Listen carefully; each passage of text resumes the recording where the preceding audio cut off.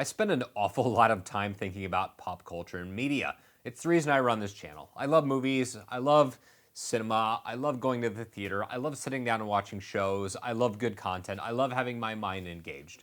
Um, and after the first two episodes of Lord of the Rings of Power, I was cautiously optimistic. I used those exact words to kind of break down my feelings on the first two episodes of the show. So now we're going to talk about the third episode and where I think the show is going so far.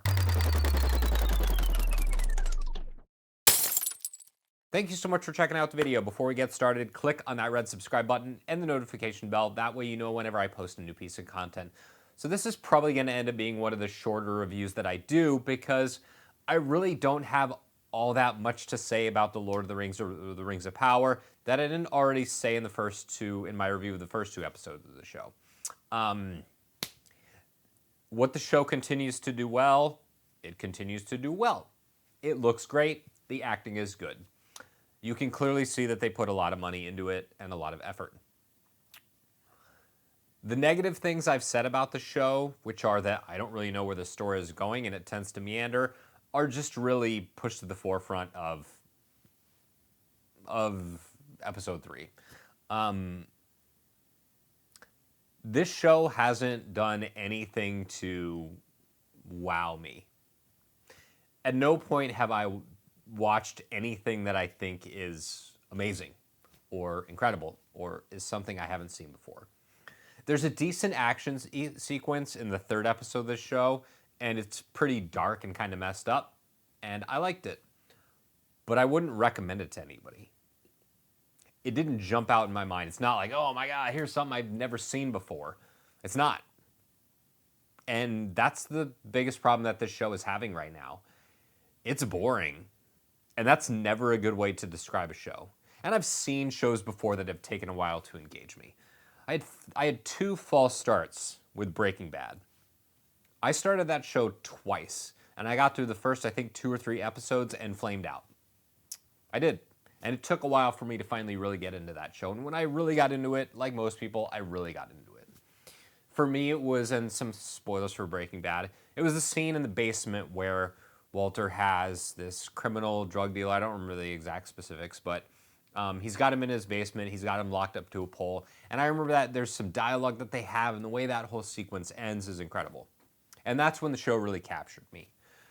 With Lord of the Rings of Power, none of that has happened yet. And I find that the show just doesn't seem to have any direction. I don't care about the characters. I don't care about the overall story. There's a lot of characters in here who are just really unlikable. And I don't know what they're doing.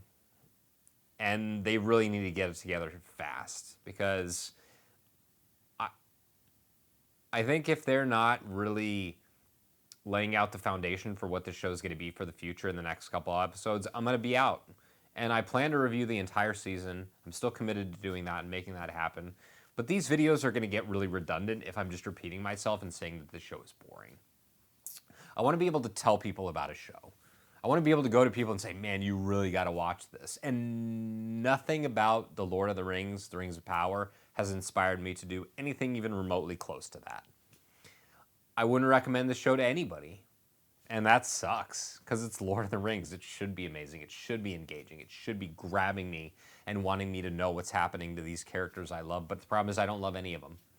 And they've introduced major characters into this show.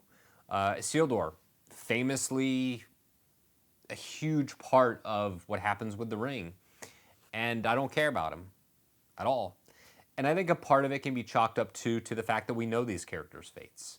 They introduce a huge major character, and I know exactly how he dies. I know exactly how he lives his life. I know exactly what the turning point in his story is going to be because we've already seen it before.